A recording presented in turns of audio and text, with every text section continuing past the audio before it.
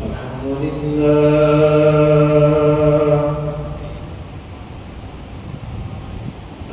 لله رب العالمين، والصلاة والسلام على سيد الأنبياء وأشرف المرسلين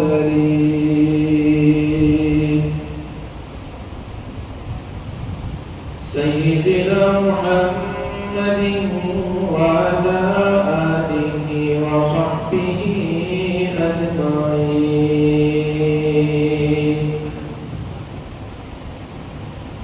أما بعد، فأعوذ بالله من الشيطان الرجيم. بسم الله الرحمن الرحيم.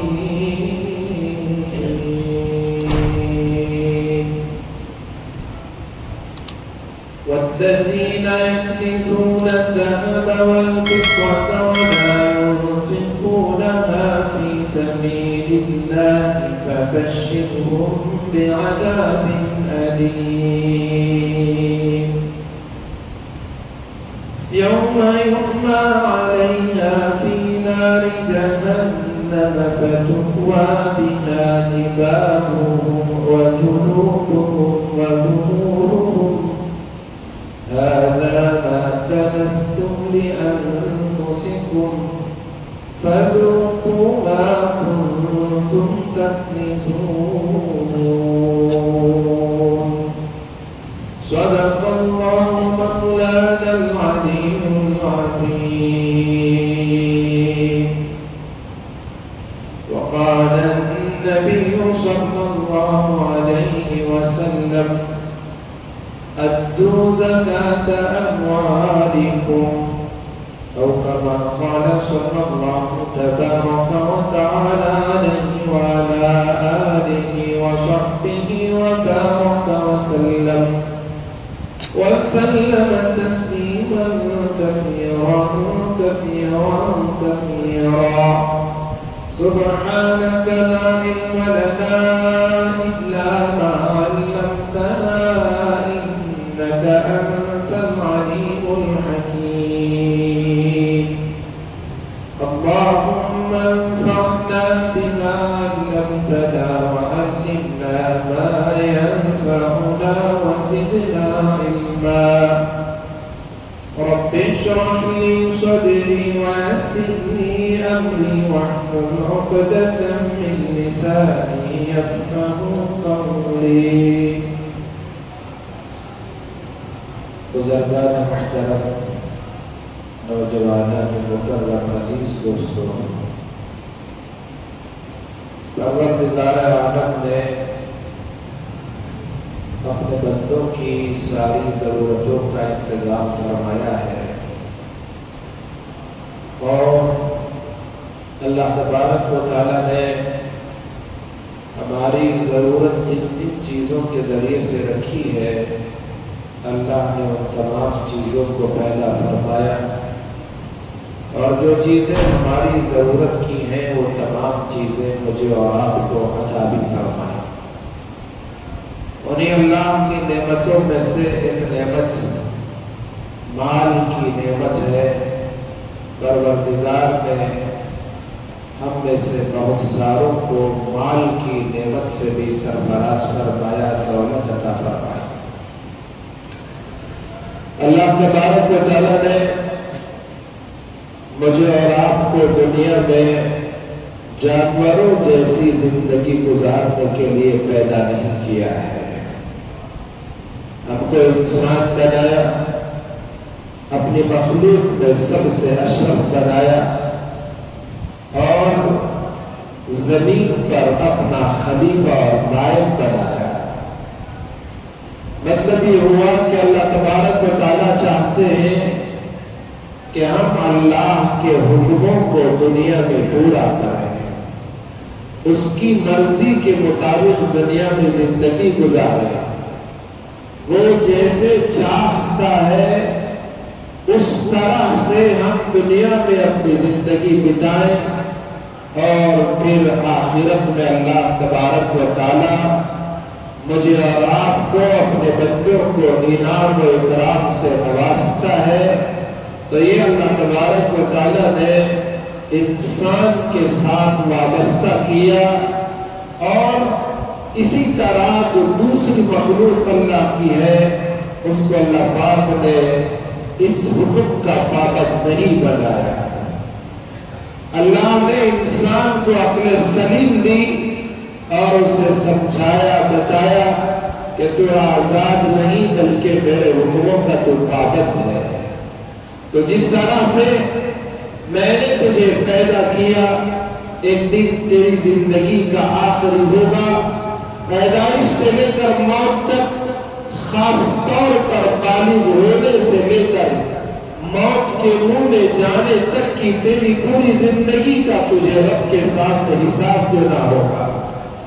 رسول اکرم صلی اللہ علیہ وسلم نے ارشاد فرمایا کہ قبر کے سوال کے علاوہ حشر میں بھی انسان سے 5 سوال ہوں گے، جب تک ان سوالوں کا جواب ہم میں سے ہر کوئی نہیں دے دیتا، اس وقت تک وہ قیامت کے میدان میں ذرہ برابر، ایک بال کے برابر بھی اپنی جگہ سے حرکت نہیں کر سکتا۔ تو معلوم ہوا کہ میں اور آپ اللہ کے حکموں کے پابند ہیں۔ اللہ تبارک و تعالیٰ نے جتنی نعمتوں سے مجھے اور آپ کو سرفراز فرمایا، ان نعمتوں میں اللہ پاک حساب لے گا، ہمارے سے سوال کرے گا، میرے بندے میں نے تجھے فلاں نعمت عطا کی تھی، بتا تو نے اس نعمت کا کیسے استعمال کیا؟ میرے بندے میں نے تجھے صحت دی، تو نے صحت کا کیا کیا؟ میں نے تجھے طاقت دی، طاقت کہاں استعمال کی؟ میں نے تجھے سوچنے سمجھنے کی، پڑھنے پڑھانے کی صلاحیت دی، تو نے اس کا کیسے استعمال کیا؟ میں نے تجھے مال و دولت عطا کیا، بتا تو نے مال و دولت کا کیسے استعمال کیا؟ کمایا کیسے اور خرچ کیا کہاں پر؟ اللہ تبارک و تعالیٰ ان تمام چیزوں کا، اپنی عطا کردہ تمام نعمتوں کا مجھ سے بھی اور آپ سے بھی، دنیا کے تمام انسانوں سے حساب لے گا۔ اس کے سامنے جو بندہ کھڑے ہو کر حساب دینے سے ڈرتا رہے گا اور اللہ کے سامنے پیش ہونے سے خوف کرتا رہے گا، وہ اپنی زندگی صحیح گزارے گا، اور جو نڈر ہو جائے گا، بے خوف ہو جائے گا، تو اسے دنیا میں زندگی گزارنے کا طریقہ بھی نہیں آتا، تو وہ اپنی زندگی منمانی طور پر گزارے گا اور اللہ کے حضور شرمندہ ہوگا، آخرت میں اسے پچھتانا پڑے گا، افسوس کرنا پڑے گا۔ تو یہ مال اللہ کی بہت بڑی نعمت ہے، جسے اللہ تبارک و تعالیٰ نے مال و دولت سے نوازا۔ اللہ تبارک و تعالیٰ نے صاحب ثروت بنایا، اس کو چاہیے کہ اپنے مال میں خدا کے حکموں کا خیال کرے۔ اللہ تبارک و تعالیٰ نے مال کمانے سے منع نہیں فرمایا، اور اچھا کاروبار کرنے سے منع نہیں فرمایا۔ رسول اللہ صلی اللہ علیہ وسلم نے تو کمانے پر ابھارا، حلال کمانے پر لوگوں کو آمادہ کیا، مانگنے سے منع کیا کہ تم مانگو نہیں، بلکہ محنت کرو، کماؤ، حلال کماؤ، حلال کما کر خود بھی کھاؤ، اپنی بیوی اور بچوں کے کھانے پینے کا، ان کے کپڑے کا، ان کے علاج و معالجے کا، ان کے رہنے سہنے کا انتظام کرو۔ یہ بہتر ہے کہ اولاد کو کنگال چھوڑ کر جانے سے، اولاد کو فقیر چھوڑ کر جانے سے، ان کے لیے کمانا، ان کو کچھ نہ کچھ سکھا دینا، اور ان کے لیے مال، حلال کمائی کا مال چھوڑ کر جانا بہتر ہے، کیونکہ رسول اللہ صلی اللہ علیہ وسلم نے ارشاد فرمایا، قاد الفقر ان یکون کفرا، فقیری، غربت، یہ انسان کو کافر بنا دیتی ہے۔ تندرستی کی وجہ سے انسان مرتد ہو سکتا ہے، ایمان چھوڑ سکتا ہے۔ اس بچہ، اس کی پیٹ کی بھوک، اس کی پیاس، اس کے بچوں کا بل بلانا اسے مجبور کر دے گا کہیں وہ دوسروں کی لالچ میں آ کر کفر اختیار نہ کر لے، ایمان سے ہاتھ دھو نہ بیٹھے۔ تو اس لیے رسول اکرم صلی اللہ علیہ وسلم نے کمانے پر، حلال کمانے والوں پر، آپ علیہ السلام نے حلال کمائی کرنے پر لوگوں کو بھارا کہ کماؤ، محنت کرو۔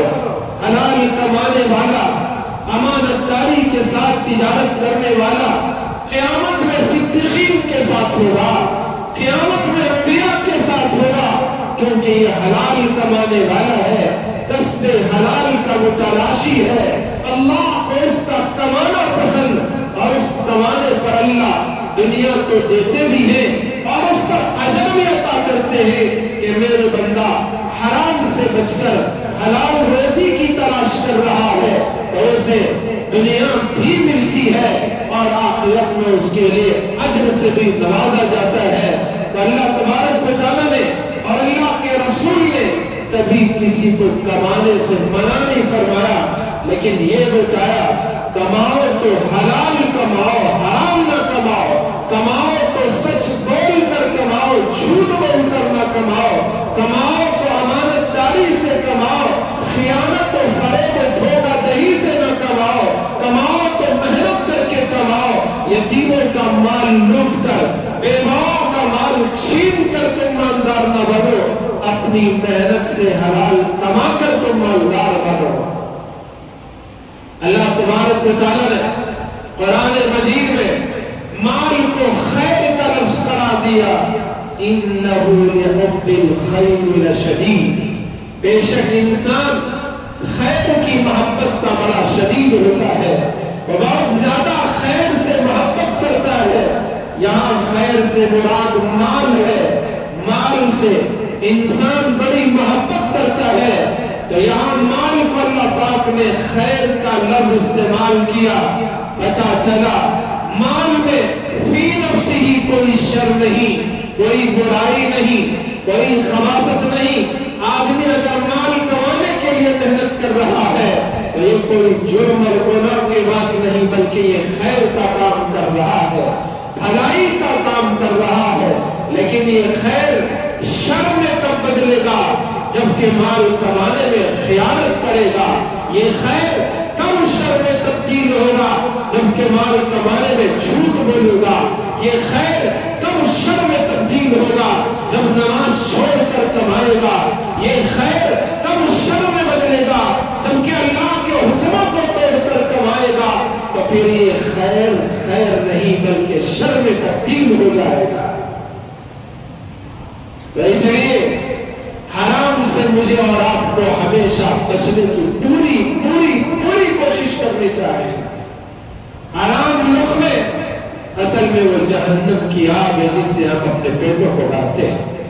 اللہ تبارک و تعالیٰ نے قرآن مجید میں جگہ جگہ اس سے منع کیا، وَلَا تَأْكُلُوا أَمْوَالَكُمْ بَيْنَكُمْ بِالْبَاطِلِ۔ اللہ پاک نے ارشاد فرمایا غلط طریقے سے آپس میں ایک دوسرے کا مال نہ کھاؤ، یعنی جھوٹ بول کر، خیانت کر کے، فریب لے کر، دھوکہ دے کر کسی کا مال نہ کھاؤ، جھوٹی قسمیں کھا کے کسی کا مال نہ ڈباؤ، کسی کی زمین کو ہڑپ نہ لو، کسی کے دکان پر قبضہ نہ کرو، کسی کے گھر اور کسی کی جائیداد پر ناجائز قبضہ نہ جماؤ، کسی کے مال پر اپنی بری نگاہ نہ ڈالو۔ وَلَا تَأْكُلُوا أَمْوَالَكُمْ بَيْنَكُمْ بِالْبَاطِلِ۔ اللہ نے فرمایا کہ تم حرام سے بچو، سود سے بچو۔ اے ایمان والو، یا ایھا الذین آمنوا، اے ایمان والو تم سود سے بچو، کیونکہ سود اللہ کے نزدیک ختم ہونے والا ہے، وہ بڑھتا نہیں ہے۔ زکات دو گے مال بڑھے گا، سود پر مال کماؤ گے اس سے مال بڑھ جائے گا۔ لیکن آج کی دنیا اللہ کے اس فیصلے کو، اللہ کے اس قانون کو سمجھنے سے قاصر ہے۔ اللہ تبارک و تعالیٰ تو بڑی قدرت والے، اس نے کہا وَإِن مِّن شَيْءٍ إِلَّا عِندَنَا خَزَائِنُهُ، ہر چیز کے خزانے اللہ کے پاس ہیں. وَمَا نُنَزِّلُهُ إِلَّا بِقَدَرٍ مَّعْلُومٍ، اللہ اپنی حکمت کے تحت اپنے خزانوں میں سے جب چاہے نازل کرتے ہیں، دیتے رہتے ہیں. اللہ کے خزانے وَلِلَّهِ خَزَائِنُ السَّمَاوَاتِ وَالْأَرْضِ، اللہ کے لیے آسمانوں کے خزانے بھی ہیں، زمین کے خزانے بھی ہیں. ہر چیز اللہ کی ملکیت ہے. خزانوں کا بادشاہ میرا آپ کا خدا ہے. ایسے اس کے خزانے ہم کو نظر نہیں آتا. اس نے قرآن میں فرمایا مَثَلُ الَّذِينَ يُنْفِقُونَ أَمْوَالَهُمْ فِي سَبِيلِ اللَّهِ كَمَثَلِ حَبَّةٍ أَنبَتَتْ سَبْعَ سَنَابِلَ فِي كُلِّ سُنبُلَةٍ مِّائَةُ حَبَّةٍ. کیا اس کا کہنا ہے، کیا اس کا یہ بلیغ ارشاد ہے. ایک دانہ مَثَلُ الَّذِينَ يُنْفِقُونَ أَمْوَالَهُمْ فِي سَبِيلِ اللَّهِ، جو لوگ اپنے مالوں کو اللہ کے راستے میں خرچ کرتے ہیں، اللہ کے لیے غریبوں کو کھلاتے ہیں، ناداروں کے کپڑوں کا انتظام کرتے ہیں، لوگوں کے ضرورت میں کام آتے ہیں، اللہ کے گھروں پر خرچ کرتے ہیں اور پڑھنے پڑھانے والوں پر خرچ کرتے ہیں، غریبوں، یتیموں، مسکینوں، فقیروں، بیواؤں، بے سہارا لوگوں پر خرچ کرتے ہیں. اللہ نے فرمایا ان کا خرچ کرنے کی مثال ایسی ہے کَمَثَلِ حَبَّةٍ، جیسے ایک دانہ، گیہوں کا دانہ مثال کے طور پر لے لیں. ایک دانہ، اب دیکھیں خدا کے خزانے کیسے. اللہ پاک نے فرمایا کَمَثَلِ حَبَّةٍ أَنبَتَتْ سَبْعَ سَنَابِلَ، ایک دانہ ہے، ہم نے اس میں 700 دانوں کا خزانہ چھپا کر رکھا ہے. ایک دانہ زمین میں بویا جاتا ہے، کسان اپنی زمین پر ہل چلاتا ہے. فلاح و کسان، یہ زراعت کرنے والا اس زمین میں دانے کو پھینکتا ہے، اس کو وہ سیدھا نہیں کرتا، اس کو ایسے ہی پھینک دیتا ہے. کون سی ذات ہے جو اس دانے کو سیدھا کرنے والی ہے؟ زمین وہ اس کا سینہ مضبوط ہے یا اس دانے سے نکلنے والی اس بالی میں طاقت زیادہ ہے؟ آپ ہی بتائیں، زمین کی طاقت زیادہ میرے خدا کی قدرت ہے. وہ ایک دانہ جو زمین میں گرا، اللہ پاک نے پانی کے ذریعے اسے طاقت دی کہ وہ دانہ اپنے سینے کو کھول کر اس سے باریک سی ہلکی سی ٹوپل، ہلکی سی بالی نکلتی ہے. کیا طاقت میرے رب نے اس میں رکھی کہ وہ زمین کے سینے کو چیر دیتی ہے اور پھر تھوڑا ہرا سا پتا وہ بالی زمین کے اوپر نظر آتی ہے اور ہر دانے سے 7 بالیاں اللہ نکالتے ہیں اور ہر بالی میں 100 دانے دیتے ہیں. کَمَثَلِ حَبَّةٍ أَنبَتَتْ سَبْعَ سَنَابِلَ، کیا میرے رب کے خزانے ہیں؟ ایک دانہ زمین میں گرا، 7 بالیاں نکلی، ہر بالی سے 100 دانے نکالنے والا میرے رب کی یہ طاقت و قدرت ہے. آپ نے چند سال پہلے اخباروں میں پڑھا ہوگا اور ٹیلی ویژن میں دیکھا ہوگا کہ بنگلور کے سائنٹسٹوں نے، سائنسدانوں نے ایک ایسا مشن، ایسا فلٹر تیار کیا، اس میں پانی نہیں ڈالا جاتا بلکہ اس کو ایسے ہی کہیں رکھ دیا جاتا ہے زمین پر، ریگستانوں پر. تو وہ فلٹر اور مشین کا کام یہ ہے کہ وہ ہوا میں رہنے والے پانی کو کھینچ کر اس کو جمع کرتا ہے اور وہ پانی پینے کے لیے لوگ استعمال کرتے ہیں. اللہ کے خزانے دیکھیں، ہم کو تو اس ہوا میں پانی نظر نہیں آتا، اس کا خزانہ کیسے اس نے ہوا میں بھی پانی کو بھر کے رکھا ہے. یہ اللہ کی قدرت ہے.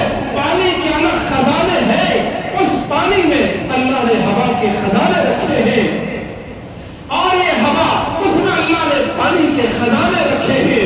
وَلِلَّهِ خَزَائِنُ السَّمَاوَاتِ وَالْأَرْضِ، یہ اللہ کے خزانے ہیں. اسی لیے اللہ تبارک و تعالیٰ نے فرمایا کہ میری کتنی نعمتیں میں نے تمہیں عطا کی ہے. فَبِأَيِّ آلَاءِ رَبِّكُمَا تُكَذِّبَانِ، میرے بندوں اور میرے انسان بندوں اور میرے جنوں، بتاؤ تم میری کون کون سی نعمت کا انکار کرو گے، کون کون سی نعمت کو جھٹلاؤ گے؟ میں نے پانی میں ہوا کے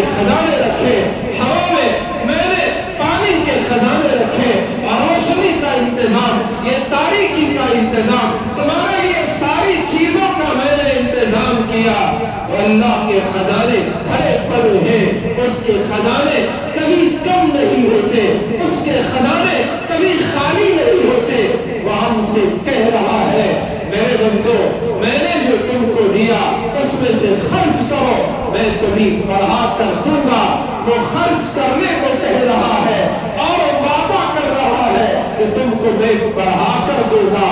ये अल्लाह का कानून हमें समझ में नहीं आता, अल्लाह का ये फैसला हमें समझ में नहीं आता। लोगों से जब ज़कात के बारे में कहा जाए, लोग अपने हाथों को बंद कर लेते हैं। क्यों हम ज़कात दें? हम तो हमारी मेहनत से हमने माल कमाया है। क्यों हम मस्जिदों पर खर्च करें? क्यों हम मदरसों पर खर्च करें? क्यों बेवाओं यतीमों को दें? उनको तो गवर्नमेंट राशन दे रही है, हम क्यों उन पर खर्च करें? हम अगर खर्च करेंगे माल कम हो जाएगा। अल्लाह कह रहा है, खर्च करने से माल कम नहीं होता बल्कि बढ़ता है। अल्लाह के नबी फरमाते हैं, खर्च करने से माल कम नहीं होता बल्कि माल बढ़ता है। वो ज़कात हमेशा देने वालों से आप पूछें, उनके पास उन्होंने उस वक्त से ज़कात देना शुरू किया जब उनके ज़कात की रकम 100 और हजारों में थी। वो हर साल ज़कात दे रहे हैं। आज उनकी ज़कात की रकम लाखों में पहुंच गई है। वो आज भी बराबर ज़कात दे रहे हैं। उन्होंने तब दिया जब सैकड़ों में उनकी ज़कात हुआ करती थी, हजारों में उनकी ज़कात हुआ करती थी। क्या उनका माल खर्च करने से कम हुआ या बढ़ गया? आपने वही कितने चीटी चलाने वाले चिटफंड के कारोबारियों को देखा होगा, सूद पर पैसे कमाने वालों को देखा होगा। उन्होंने अपने घर खाली कर दिए, गांव छोड़ दिया, किसी ने सुसाइड कर लिया, तबाही के तहाने पर पहुंच गए। बड़ी बड़ी कंपनियों के मालिक थे, लेकिन सूद में से जकड़ गए तो खुदकुशी पर मर गए। कोई पानी में डूब कर मर गया, कोई फांसी के फंदे से लटक कर मर गया, कोई रेल के नीचे आकर मर गया, और किसी न किसी तरह उसने अपने आप को हलाक कर लिया। अल्लाह ने फरमाया, ज़कात दोगे माल बढ़ेगा, अल्लाह के पास बढ़ेगा। और अगर सूदी कारोबार करेंगे, यमहकुल्लाहु रिबा व युर्बि सदक़ात, रिबा को अल्लाह खत्म करेगा, सूद को अल्लाह खत्म करेगा। और जो तुमने सदका दिया, जो खैरात किया, अल्लाह उसको बढ़ाता रहेगा। और ये देने वाला दुनिया में भी बढ़ा कर देगा और आखिरत में तो है ही, अल्लाह बढ़ाकर नवाजता रहेगा। हज़रत राबिया बसरिया के पास किसी ने रोटियां भेजी, 10 रोटियां थी।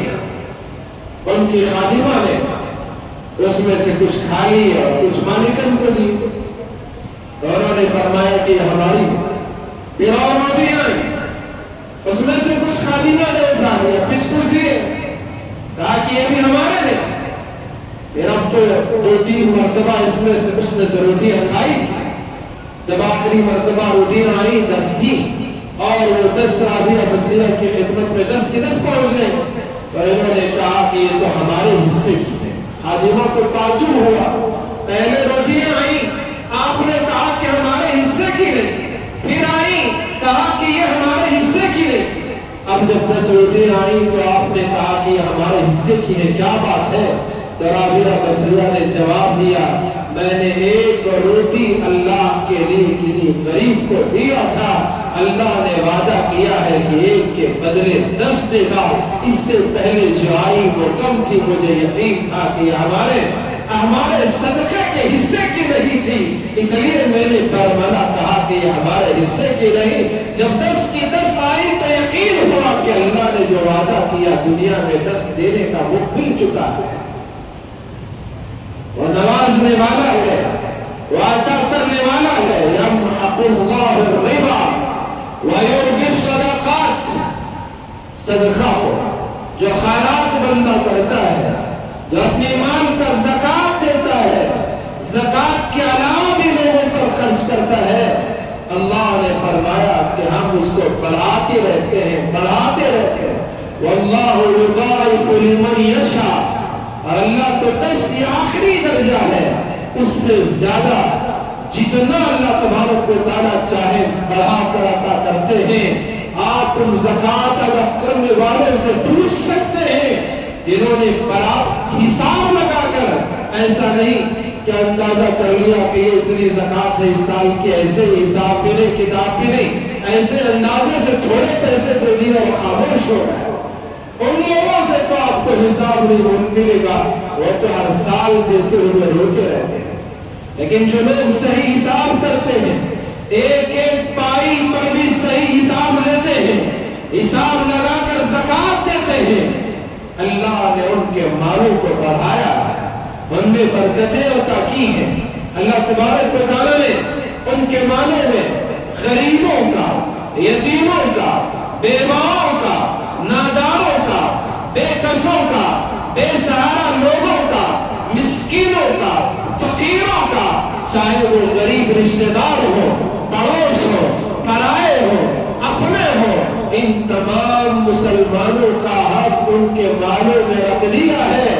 تبھی تو ان غریبوں کے مالوں کی برکت سے اللہ اس کے مال میں خوب برکت عطا کرتا ہے، اس کو کثرت سے بھی نوازتا ہے اور برکت بھی عطا کرتا ہے۔ تو اللہ تبارک و تعالیٰ نے حکم دیا، ایمان والو خرچ کرو اللہ کے مال میں سے جو مال اللہ نے تم کو عطا کیا ہے۔ اللہ تبارک و تعالیٰ نے جن لوگوں کو مال و دولت دیا، صاحب ثروت بنایا، اللہ تبارک و تعالیٰ نے مالداری عطا فرمائی، تو یہ مالدار لوگ، یہ صاحب ثروت لوگ، اللہ نے ان کو حکم دیا کہ تم اپنے مالوں میں سے خرچ کرو۔ ایک مدینے کے رہنے والے رسول اکرم صلی اللہ علیہ وسلم کی خدمت اقدس میں حاضر ہو گئے اور ان کو مال کی بڑی تمنا تھی۔ ایک بات اچھی طرح یاد رکھے، اللہ نے جس حال میں ہم کو رکھا ہے وہ حال ہمارے لیے بہتر ہے، اس میں خیر و بھلائی ہے۔ اللہ تبارک و تعالیٰ نے جس حالت میں مجھے اور آپ کو رکھا ہے وہ حالت ہمارے لیے بہت اچھی ہوتی ہے۔ انسان غلطی کرتا ہے، غریب سوچتا ہے مجھے مال مل جائے تو میں یہ کروں گا وہ کروں گا، اتنا اللہ کے راستے میں خرچ کروں گا، مسجدیں بناؤں گا۔ اس کا شوق اور اس کی تمنا تو اچھی ہے، لیکن کیا پتا مال ملے اور پھر اسے اللہ کے راستے میں خرچ کرنے کی توفیق ہو کہ نہیں ہوگی۔ اس کا علم تو اللہ کو ہے۔ جس حال میں رہو اللہ کو خوش کرو، اللہ کا شکر ادا کرو۔ لَإِن شَكَرْتُمْ لَأَزِيدَنَّكُمْ، جتنی شکر گزاری کرو گے اللہ تبارک و تعالیٰ اتنا ہی ہم پر اپنے نعمتوں کی بارش میں اضافہ کرتے چلے جائیں گے۔ وَلَئِن كَفَرْتُمْ، اگر ناشکری کرو گے۔ کچھ لوگ برملا کہتے ہیں کیوں بھائی نماز پڑھے، اللہ نے ہم کو کیا دے دیا ہے نماز پڑھنے کے لیے؟ ارے اللہ کے بندے، یہ دیکھو آنکھیں دی، کیا یہ نعمت کم ہے؟ یہ کان دیا، کیا یہ دولت کم ہے؟ یہ زبان دی، کیا یہ نعمت کم ہے؟ یہ پیر دی، یہ چلنے کی طاقت دی، کیا یہ دولت کم ہے؟ سارا وجود بخشا، کیا یہ دولت کم ہے؟ کیا یہ سورج صرف مالداروں کی ٹھیکیداری ہے؟ اللہ نے تجھے بھی دیا، اللہ نے چاند کی چاندنی تیرے لیے بھی رکھی، ہوا تجھے بھی پیدا کیا، اللہ نے ساری چیزیں نعمتیں تجھ کو بھی عطا کی۔ اگر مال میں تیرے لیے خیر ہوتا تو تجھے بھی عطا کرتا، تیرے لیے مال میں خیر نہیں، بھلائی نہیں تھی، اس لیے اللہ پاک نے تجھے اس سے دور رکھا۔ میرے بندے، تجھے مال بہتر نہیں ہے، اس لیے میں نے تھوڑا تجھے کم دیا ہے، تیرا بھی گزارا ہو رہا ہے، لیکن اس کا مطلب یہ نہیں کہ تو عقل سے کہے کہ خدا تو نے مجھے کیا دیا کہ میں تیرا سجدہ کروں۔ نعوذ باللہ ثم نعوذ باللہ، اللہ ہم سب کی اور پوری امت مسلمہ کی اس غرور و تکبر سے حفاظت فرمائے۔ جس حال میں رب نے رکھا ہے اس میں خوش رہنے کی کوشش کر۔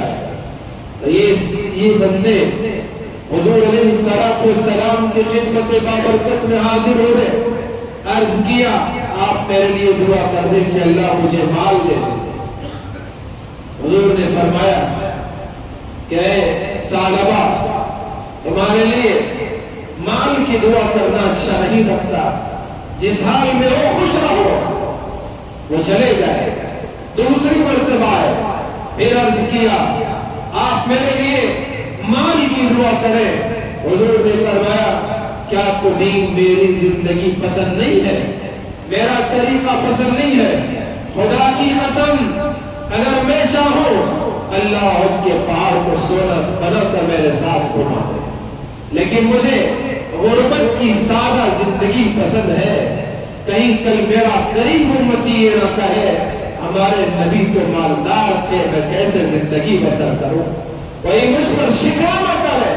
رسول اللہ صلی اللہ علیہ وسلم قربان جائیں، آپ نے غربت کو پسند کیا، سادی زندگی گزارنے کو پسند کیا، آپ نے اسی طرح زندگی گزاری۔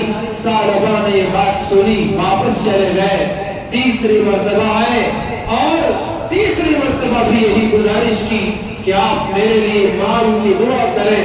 اللہ کے نبی نے ان کے لیے مال کی دعا کر دی، اور رسول اللہ دعا کریں تو پھر اللہ تبارک و تعالیٰ اس کو ضرور قبول کر لیتے ہیں۔ انہوں نے دعا لی اور چلے گئے، بازار میں بکری خریدی اور اس کو پالنا شروع کیا۔ اللہ نے اس میں برکت دی، اتنی برکت دی کہ مدینے میں ان کے لیے جگہ چھوٹی پڑ گئی، اور انہوں نے مدینے سے باہر کچھ فاصلے پر ایک جگہ لی اور وہاں اپنے بکریوں کو پالنے کا انتظام کیا۔ جو روزانہ مسجد نبوی میں 5 مرتبہ نماز پڑھنے کے لیے حاضر ہوتے تھے، اب ان کی مشغولی اتنی بڑھ گئی، کاروبار اتنا بڑھ گیا اور بکروں کا ریوڑ اتنا زیادہ ہو گیا کہ اب دن میں 5 مرتبہ مسجد نبوی کے نمازوں سے محرومی ہوتی رہی۔ صرف 2 وقت کی نمازوں میں رسول اللہ کے پیچھے حاضری کا موقع ملتا تھا۔ تو میرے بھائیوں، آج بھی یہ مال و دولت، یہ تجارت و کاروبار کی چکر، یہ پیسے کی ریل ٹھیل ہمیں نمازوں سے دور رکھ رہی ہے۔ خدایا اس پیسے کا کیا کرو گے جو پیسہ ہمیں نماز پڑھنے نہیں دے رہا ہے؟ اس دولت کا کیا کرو گے جو دولت ہمیں اس رب کے سامنے سجدہ کرنے نہیں دے رہی ہے؟ اس کمائی کا کیا کرو گے جو کمائی ہمیں جنت کے راستے میں رکاوٹ بن رہی ہے؟ یہی ثعلبہ کا حال ہوا۔ 3 نمازیں اپنی زمین میں پڑھ لیتے اور 2 نمازیں مسجد نبوی میں آ کر ادا کرتے، اور بھی کاروبار اور بھی ان کے بکروں میں برکت ہوئی، بڑھتے چلے گئے، کیڑے مکوڑوں کی طرح بڑھتے چلے گئے۔ تو پھر کیا ہوا؟ جو جگہ مدینے کے مضافات میں تھی وہ بھی ان کے لیے تنگ ہو گئی، انہوں نے مدینے سے زیادہ فاصلے پر انہوں نے جگہ لی۔ اب کیا ہوا؟ وہ جو 2 نمازیں مسجد نبوی میں ادا ہوتی تھی وہ 2 نمازوں سے بھی محرومی کا شکار ہو۔ دولت تو ملی، لیکن جو حقیقی دولت رسول اللہ کے پیچھے نماز پڑھنے کی تھی، خدا کی عزت و جلالت کی قسم، صحابہ کی اس ایک نماز پر ہماری زندگی کی ساری نمازیں قربان ہو جائیں جو انہوں نے رسول اللہ کے پیچھے جماعت کے ساتھ ادا فرمائی تھی۔ لیکن مال و دولت نے ثعلبہ کو ان نمازوں سے بھی محروم کر دیا۔ ابھی سمجھ میں نہیں آتا کہ ہماری دولت نے ہم کو کہاں پہنچا دیا ہے، ہمارے کاروبار نے ہم کو کس حد تک پیچھے کر دیا ہے۔ ثعلبہ بھی مسجد نبوی کی نمازوں سے محروم ہوتے چلے گئے۔ اللہ کے نبی نے ایک مرتبہ انہیں یاد کیا، صحابہ سے پوچھا کیا بات ہے، ثعلبہ نظر نہیں آتے؟ صحابہ نے عرض کیا یا رسول اللہ، ان کے بکریوں میں اتنا اضافہ ہو گیا کہ اب وہ نماز اپنے ریوڑ میں اپنے زمین میں ادا کر رہے ہیں۔ حضور نے فرمایا ویحک ثعلبہ، ویحک ثعلبہ، ویحک ثعلبہ، ثعلبہ تجھ پر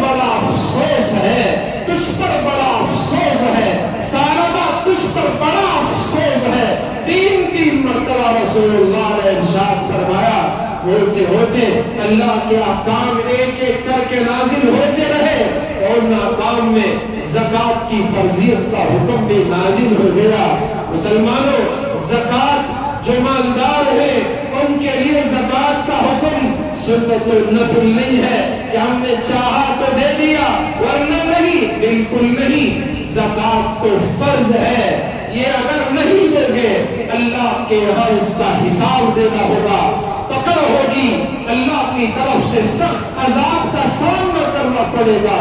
قرآن نے کہا والذین یکنزون الذهب والفضة ولا ينفقونها فی سبیل اللہ، جو لوگ چاندی اور سونے کو جمع کر رکھتے ہیں، اکٹھا کرتے ہیں اور اس کو اللہ کے راستے میں خرچ نہیں کرتے، حضور سے اللہ نے خطاب کرتے ہوئے فرمایا فبشرهم بعذاب علیم، میرے محبوب، اے میرے حبیب، ان لوگوں کو دردناک عذاب کی خوشخبری سنا دیجیے۔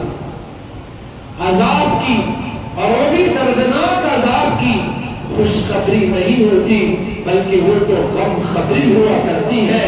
لیکن اللہ نے ان کو بطور استہزاء کے فرمایا، بطور مزاح کے فرمایا رسول اللہ ان کو خوشخبری دے۔ خوشخبری کسی اچھی چیز کی نہیں، جنت کے نعمتوں کی نہیں، ان کے خزانوں کی نہیں، بلکہ انہیں خوشخبری جہنم کے دردناک عذاب کی دے دیجیے۔ وَيْلٌ لِكُلِّ ہُمَزَةٍ وَيْلٌ لِكُلِّ ہُمَزَةٍ لُمَزَةٍ، تباہی، ہلاکت و بربادی ہے، ویل ہے ہر اس شخص کے لیے جو غیبت کرتا ہے اور منہ پر تانے بھی دیتا ہے۔ الذی جمع مالا وعددا، جس نے مال کو جمع کیا۔ ہمیں اللہ سے ہمیشہ ڈرتے رہنا چاہیے، مال کی طلب بھی ہو، اس کے لیے کوشش بھی ہو، محنت بھی ہو، پہلی شرط یہ ہے کہ اس میں حرام نہ ملے، اس میں سود نہ ہو، رشوت نہ ہو، دھوکہ نہ ہو، فریب نہ ہو، جھوٹ نہ ہو، مکاری نہ ہو، اور ساتھ ہی ساتھ یہ بھی ڈرتا رہے کہ کہیں اس مال میں ہم مستحقین کا حق ادا کر رہے ہیں کہ نہیں ادا کر رہے ہیں، اس کا بھی خوف ہو۔ وَيْلٌ لِكُلِّ ہُمَزَةٍ لُمَزَةٍ، کون ہے جن کو تباہی ہے؟ وہ غیبت کرنے والے، منہ پر تانا دینے والے۔ الذی جمع مالا، جس نے مال کو جمع کیا، وعددا، گن گن کر اس کے کٹے بنائے، ایک ایک نوٹ جمایا، اس کو گنا، گن گن کر رکھا، سونے چاندی، کبھی وہ سونے کو دیکھتا ہے، کبھی چاندی کو دیکھتا ہے، کبھی اپنی زمینوں کے کاغذات کو اٹھاتا ہے، دیکھتا ہے، کبھی بینک بیلنس موبائل پر دیکھتا ہے کہ آج کتنے پیسے جمع ہوئے۔ الذی جمع مالا وعددا، اور اس کا گمان یہ تھا یحسب ان مالہ اخلدا، اس کا یہ گمان تھا کہ اس کا یہ مال ہمیشہ سدا اس کے پاس رہے گا۔ وہ یہی سمجھ رہا تھا کہ مجھے عزتیں مال سے ملتی ہیں، مجھے شہرت مال سے ملتی ہے، میرا نام میرے مال سے ہوتا ہے، میری بڑائی میرے مال سے ہوتی ہے، لوگ میرا نام میری دولت کی وجہ سے لیتے ہیں، لوگ میرا ادب میری ثروت کی وجہ سے کرتے ہیں، اس لیے وہ سوچتا تھا کہ یہ مال ہمیشہ میرے پاس رہے گا۔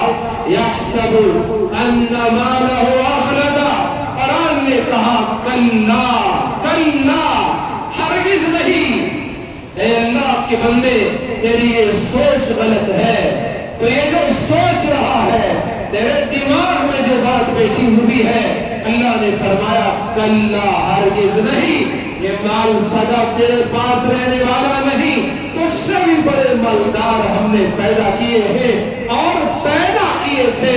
ذرا دیکھو اس قارون کو کیا ہوا، اس کا قارون وہ فرعون کا آدمی نہیں تھا۔ ہم دھوکہ کھاتے ہیں کہ کہیں قارون فرعون کا آدمی ہوگا، جی نہیں، قرآن نے کہا ان قارون کان من قوم موسیٰ فبغى علیہ، یہ قارون تو موسیٰ علیہ السلام کی قوم کا تھا۔ مورخین نے لکھا मुफस्सिरीन ने लिखा कि ये कारून मूसा के चचा का बेटा था अलैहिस्सलातु वस्सलाम। तो कितनी उसकी हजरत मूसा से रिश्तेदारी थी। अल्लाह ने उसे माल दिया था, दौलत से नवाजा था और खूब दौलतमंद बनाया था, खूब खजाने अता किए थे। और हमने अल्लाह ने फरमाया हमने इतने खजाने दिए कि उसके खजानों की चाबियां उठाने वाले एक मजबूत ताकत रखने वाली बड़ी जमात थी, जिसके खजाने इतने हो कि उसकी चाबियां उठाने के लिए एक बड़ी जमात, और वो भी ताकतवर जमात। हम में से कोई ऐसा नहीं होगा कि उसके घर की, उसके दुकान की, ऑफिस की और सारी चाबियों को उठाने के लिए एक खादिम सिर्फ ये ड्यूटी के लिए हो। हम में से कोई ऐसा नहीं होगा। उसके तो इतने खजाने भरे पड़े, चाबियां उठाने वाले इतने लोग, और वो भी पहलवान थे, और वो भी थक जाते चाबियां उठाते उठाते। वहां उसकी गवाही दे रहा है। तो कितना वो मालदार हो, कितने वो खजाने होंगे, लेकिन हमेशा वो हजरत मूसा से जलता था कि अल्लाह ने हजरत मूसा को नबूवत दी, मुझे माल दिया लेकिन नबूवत नहीं दी। और सरदार भी मूसा बन गए बनो इसराइल, मैं माल के बावजूद सरदार न बन सका। तो उसे बड़ी हसद थी, बड़ा जलन था, हमेशा हजरत मूसा से जला करता था। और हजरत मूसा ने उससे कहा कि तेरे माल में गरीबों का हक है, ये माल ज़कात देने के लिए ना ने कहा कि तू ज़कात दे। उसने इनकार किया, मैं क्यों ज़कात दूं, मैं क्यों अल्लाह के नाम में निकालूं अपना माल, ये कैसे हुक्म है। उसने इनकार किया। उसने कहा ऊतीतुहु अला इल्मिन इंदी, अल्लाह ने दिया है, तुम्हें समझ रहे हो, मैंने अपने हुनर से माल कमाया। अगर किसी मदरसे वाले या मस्जिद वाले किसी मालदार कारोबारी के पास पहुंचते और वो मुसलमान होता है, उससे गुजारिश करते हैं, तो अपने कारोबार में इतना मगरूर मगन रहता है कि इस मस्जिद के आने वाले, चंदा मांगने वाले और मदरसा के चंदा मांगने वालों की तरफ नजर उठाकर भी नहीं देखता। अरे मगरूर, तुझे तेरे माल का गुरूर है। आने वालों को देख, वो अपने घर के लिए नहीं मांग रहा है, वो रसूलुल्लाह के मेहमानों के लिए सवाल कर रहा है, वो अल्लाह के घर के खर्च के लिए तुझसे सवाल कर रहा है। चाहिए तो ये था कि तो उन तक पहुंचता, अपना माल उनके पांव में डाल देता और गुजारिश करता, ये माल अल्लाह ने दिया है, तुम्ही लोगों को देने के लिए, आप जहां चाहे इसको खर्च करें। सिद्दीक़ अकबर आए, अपने माल को रसूलुल्लाह के खदमों में डाल दिया, या रसूलुल्लाह आप इसको कबूल फरमा लें। हजरत उमर आते, अपने मालों को रसूलुल्लाह के खदमों में डाल देते कि आप जहां चाहे खर्च करें। उस्मान गनी आते, अल्लाह के नबी के कदमों में माल लाकर डाल देते कि आप खर्च फरमाएं। हजरत अब्दुर्रहमान इब्न औफ आते, खूब माल अल्लाह के राह में खर्च करने के लिए दे देते। चाहिए तो ये था कि मालदार खुद पहुंचकर अपना माल देते, लेकिन ये देने वाले बजाय खुद पहुंच कर देने के, अगर इनके पास पहुंचा जाए तो नजर उठाकर बात करने को भी तैयार नहीं होते। कारून ने मना कर दिया, इनकार कर दिया कि मैं क्यों मांगू, क्यों ज़कात दूं, मुझे अपने हुनर से मिला, ये मेरा टैलेंट है, ये मेरा अपना स्किल है, मैंने अपने स्किल से, मैंने अपनी महारत और सलाहियत से माल कमाया है, मैं क्यों खर्च करूं, मैं क्यों दूं। इसी सवाल ने उसको तबाह बर्बाद कर दिया। एक मरतबा हजरत मूसा की मजलिस में पहुंचा, प्लान डाल कर गया, एक औरत को तैयार किया कि तू मूसा पर बदकारी का इल्जाम लगा दिया। वो औरत पहुंचती है, हजरत मूसा की मजलिस के करीब पहुंचती है। हजरत मूसा अलैहिस्सलाम वाज फरमा रहे होते, तो पहुंचती है। इतने में कारून हजरत मूसा से सवाल करता है, बताओ अगर किसी ने जिना किया हो तो उसकी सजा क्या है। حضرت موسیٰ علیہ السلام نے بتایا کہ اس کی سزا اگر وہ شادی شدہ ہے تو سنسار کر دیا جائے، پتھروں سے مار کر اس کو ہلاک کر دیا جائے۔ اس نے پھر سوال کیا اگر یہ کام آپ نے کیا ہو تو کیا سزا؟ نعوذ باللہ ثم نعوذ باللہ۔ آدمی جب اپنے مال کے نشے میں چور ہوتا ہے تو اس کو یہ سمجھ ختم ہو جاتی ہے کہ وہ کس سے بات کر رہا ہے، کون اس کے سامنے ہے۔ موسیٰ تو وہ تھے جس سے براہ راست خدا بات کرتا تھا، نڈر ہوتا ہے، بے خوف ہوتا ہے۔ مال آدمی کو اندھا بنا دیتا ہے، اسے عقل میں، غرور میں، دھوکے میں، مستی میں چور کر دیتا ہے۔ حضرت موسیٰ علیہ السلام نے جواب دیا اگر میں کروں تو میرے لیے بھی یہی سزا ہے۔ ہارون نے کہا دیکھو یہ عورت آپ پر بدکاری کا الزام لگا رہی ہے۔ حضرت موسیٰ علیہ السلام نے اس عورت سے پوچھا، اس نے کہا کہ فلاں جگہ آپ نے میرے ساتھ یہ کام کیا ہے۔ حضرت موسیٰ علیہ السلام نے جلال میں آ کر فرمایا تجھے اللہ کی قسم ہے، قسم کھا کر بتا کیا تو یہ بات صحیح کہہ رہی ہے؟ اور اس نے کانپتے ہوئے جواب دیا اے موسیٰ ایسا ہرگز نہیں، قارون نے مجھے مال کے لالچ میں آپ پر تہمت لگانے کے لیے کھڑا کیا، آپ پر الزام لگانے کے لیے اس نے مجھے لالچ دی ہے، اس کے لالچ میں آ کر میں نے اتنی جرأت کی ہے، ورنہ تو آپ اچھے ہیں، پاک دامن ہیں۔ پھر اللہ کی طرف سے حکم ہوا موسیٰ جو تم مانگو، جو تم کہو ہم تمہاری بات کو پورا کر دیں گے۔ حضرت موسیٰ نے بددعا کی اے اللہ قارون کو زمین میں دھسا دے، اس کے خزانے بھی دھسا دے۔ وَخَسَفْنَا بِهِ وَبِدَارِهِ الْأَرْضِ، اللہ پاک نے زمین کو حکم دیا، اس زکوٰۃ کے منکر کو زمین نے دھس لیا، اپنے اندر نگل لیا۔ رسول اللہ نے فرمایا آج تک وہ قارون اپنے خزانوں کے ساتھ زمین میں دھس رہا ہے۔ کل تک قارون کی دولت کو دیکھ کر جو کہنے والے تھے کاش ہم کو بھی اتنی دولت ملتی جب قارون دھس رہا تھا، کل تک کاش کہنے والے، اپنے مال کے حفظ کرنے والے آج کہنے لگے اللہ نے ہم پر احسان کیا کہ ہم کو قارون جیسا نہ بنا۔ سالبان جب اللہ کی طرف سے زکوٰۃ کا حکم نازل ہوا رسول اکرم نے دو آدمیوں کو بھیجا، ایک قبیلے جوہینا کی طرف اور بنو سلیم کی طرف جاؤ اور ان سے کہو کہ زکوٰۃ کا مال لو۔ زکوٰۃ مالدار ہے، صاحب نصاب ہے، تو اس سے ناعمدہ قسم کا، نہ گھٹیا قسم کا زکوٰۃ لیا جاتا بلکہ درمیانی قسم کا مال لیا جاتا۔ صاحب نصاب کب بنتا ہے؟ 7.5 تولے سونا، 52.5 تولے چاندی، 7.5 تولے سونا آج کے گرام کے حساب سے 85-86 گرام جس کے پاس سونا یا اس کی قیمت، 52.5 تولے چاندی، 612 650 گرام اندازے کے حساب سے جس کے پاس چاندی ہو یا اس کی قیمت ہے۔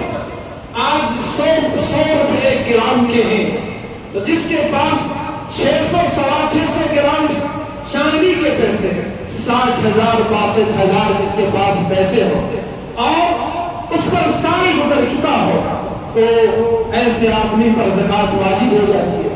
ہم میں سے بہت سے لوگ ایسے ہیں جن پر زکوٰۃ واجب ہے لیکن ان کو سمجھنا نہیں آتا۔ ابھی وہ سمجھتے ہیں میرے پاس تو محلے کے فلاں چودھری جتنا مال نہیں ہے کہ میں بھی زکوٰۃ دوں۔ اللہ کے بندو ہم کو سمجھنا چاہیے، سوچنا چاہیے کہ زکوٰۃ ہم پر ہے۔ اللہ چودھری اتنا مال تو دینے کو نہیں کہہ رہا ہے، اگر وہ لاکھوں کی زکوٰۃ دے رہا ہے تو اتنی زکوٰۃ تو ہم کو نہیں کہہ رہا، جتنا ہمارے پاس مال ہے اتنی زکوٰۃ دینے کو کہہ رہا ہے۔ 60,000 اگر مال ہے تو ایسی صورت میں 1,000 روپے اس کی زکوٰۃ ہے، اتنا مال دے دو، بس تمہارا حکم، تم نے جو اللہ کا حکم ہے وہ پورا ہو جاتا ہے، ادا ہو جاتا ہے۔ چودھری جتنا دے رہا ہے، بڑا مالدار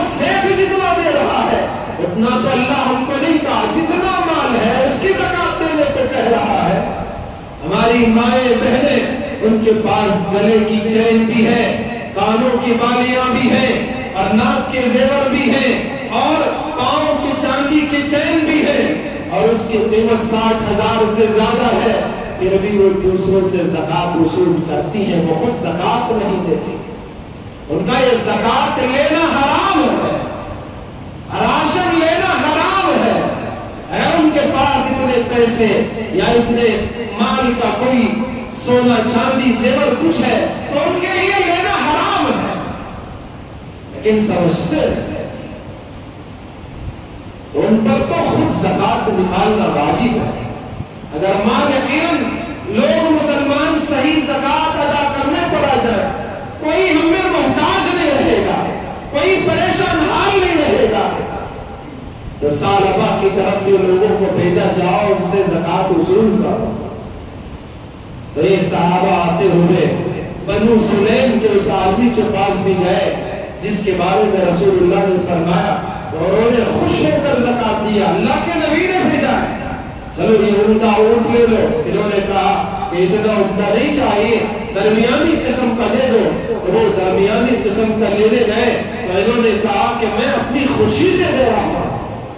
آج مالدار زکوٰۃ دیتے ہیں، بالکل راشن تقسیم کرتے، شوق سے کیجیے۔ ایک بات یاد رکھیے، اگر کوئی زکوٰۃ کے مال میں کھانا بنا کر افطار کی دعوت کرتا ہے تو زکوٰۃ ادا نہیں ہوتی،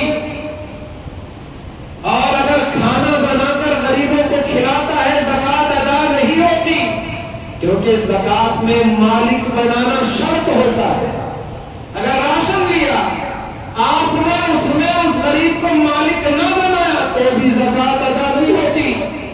اگر مالک بنا دے دیا، اس کو راشن لے کر دے دیا، اب وہ جا خود بھی کھائے، اگر بیچ دے، جو بھی کرے اس کے لیے جائز، اگر ایسا اس کو دے دیا تب زکوٰۃ ادا ہوتی ہے، ورنہ اس کو صرف کھانے کے لیے آپ راشن دے، کہیں کہ آپ کھائیں تو آپ نے کھلایا، زکوٰۃ کہاں ادا ہوئی؟ زکوٰۃ کا مطلب یہ ہے کہ آپ اسے مالک بنا، آپ اس کے حوالے کریں۔ اچھا دیتے بھی ہیں تو راشن اور دکان والے سے، منڈی والے سے، یارڈ والے سے کہتے ہیں کہ سستا قسم کا چاول دو۔ ارے بھائی آپ کو اتنی پریشانی اٹھانے کی ضرورت کیا ہے؟ آپ جتنا دینا چاہتے ہیں پیسے دے دیں، وہ اچھا چاول لے لے یا گھٹیا چاول لے لے، اس کی مرضی۔ کیوں آپ اتنی کم کوالٹی کا چاول اپنی بیاگ بڑی بنانے کے لیے کیوں دیتے ہیں؟ آٹا کم کوالٹی کا کیوں دیتے ہیں؟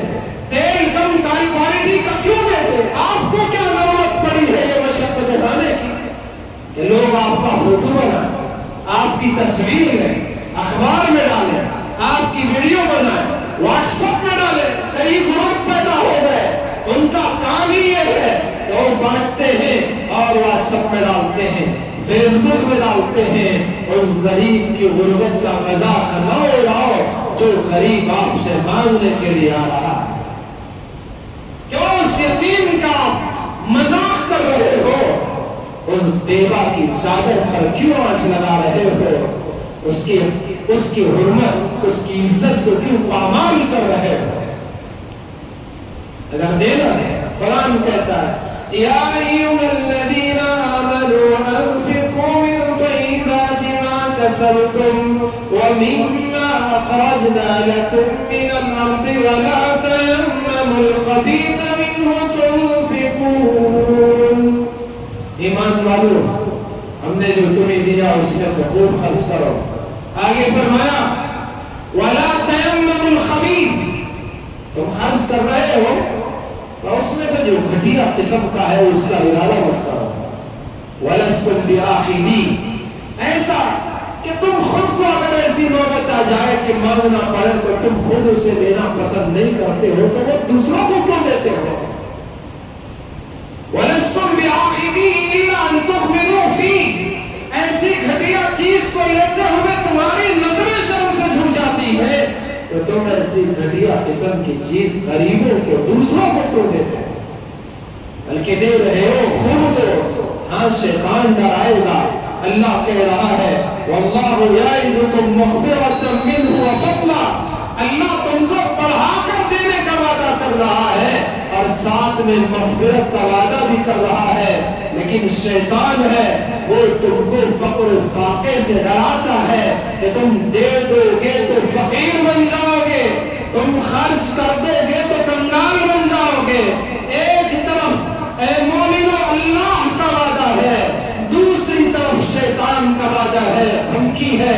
اللہ وعدہ کر رہا ہے خرچ کرو گے تو پڑھا کے دوں گا، خرچ کرو گے تو مغفرت بھی کروں گا، خرچ کرو گے تو دنیا میں بھی زیادہ دوں گا، آخرت میں بھی اجر دوں گا۔ ایک طرف رحمان کا وعدہ ہے اور دوسری طرف شیطان کا وعدہ اور دھمکی ہے، خرچ کرو گے ڈوب جاؤ گے، خرچ کرو گے فقیر ہو جاؤ گے۔ اب تم ہی دل پر ہاتھ رکھ کر فیصلہ کرو، یا تمہیں پیدا کرنے والے رحمان کے وعدے پر یقین ہے یا شیطان کی دھمکی سے تم ڈر رہے ہو۔ خود اپنے آپ پر، اپنے دل پر، سینے پر ہاتھ رکھ کر تنہائی میں فیصلہ کرو۔ اگر رب کے وعدے پر یقین ہے خوب خرچ کرو، میرے رب کی قسم اس کے خزانوں کے دروازے تمہارے لیے اللہ کھول دے گا، تم کو خوب نوازے گا۔ اللہ تمہاری اولاد کے مال میں بھی برکت دے گا، تمہارے مالوں اور کمائیوں میں بھی برکت دے گا۔ تو جن لوگوں پر زکوٰۃ فرض ہے اور سال گزر چکا ہے، وہ لوگ ضرور اپنے مالوں کی زکوٰۃ ادا کریں، ورنہ یہ مال والذین یکنزون الذهب والفضة ولا ينفقونها في سبيل الله فبشرهم بعذاب أليم، ان کو دردناک عذاب آ گھیرے گا۔ یوم یحمى علیہا فی نار جہنم فتکوى بها جباہهم وجنوبهم وظہورهم هذا ما كنزتم لأنفسكم فذوقوا ما كنتم تكنزون۔ قیامت کے دن اسی سونے چاندی کو، اسی مال و دولت کو جس کی زکوٰۃ ہم نے ادا نہ کی، اس کو جہنم کی آگ میں تپا کر گرم کر کے پیشانیوں پر داغا جائے گا، ہمارے پہلوؤں کو داغا جائے گا، پیٹھوں کو داغا جائے گا۔ اللہ ہر مالدار کی، ہر مسلمان اور مرد اور عورت کی اس عذاب سے حفاظت فرمائے، سب کو اپنے مالوں کی زکوٰۃ ادا کرنے کی توفیق عطا فرمائے۔ اس کے علاوہ رمضان کا یہ مقدس مہینہ جتنا خرچ کرو گے اللہ تبارک و تعالیٰ کے یہاں اسے قبولیت سے نوازا جائے گا۔ آپ مسجدوں پر خرچ کرو، اس کے اخراجات میں بڑھ چڑھ کر حصہ لو۔ لوگ رمضان میں مسجدوں میں شب قدر کی وصولی کے نام سے دیتے ہیں اور کسی نہ کسی بہانے سے کہ میرے گھر پر خرچ کر رہا ہوں تو خدا کے گھر پر بھی میرے مال میں سے اللہ قبول کر لے۔ لوگوں کو شوق ہوتا ہے، ذوق ہوتا ہے، خود آگے بڑھ کر یہ کام میں حصہ لیتے ہیں۔ آپ سے بھی گزارش ہے کہ آپ بھی آگے بڑھ کر اس کار خیر میں بھی خود حصہ لیں۔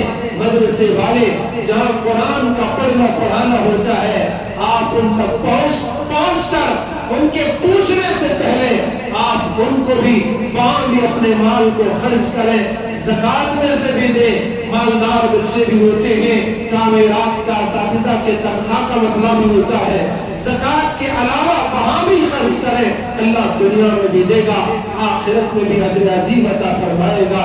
اللہ ہم سب کو عمل کرنے کی توفیق عطا فرمائے، آمین۔ وآخر دعوانا الحمدللہ رب العالمین۔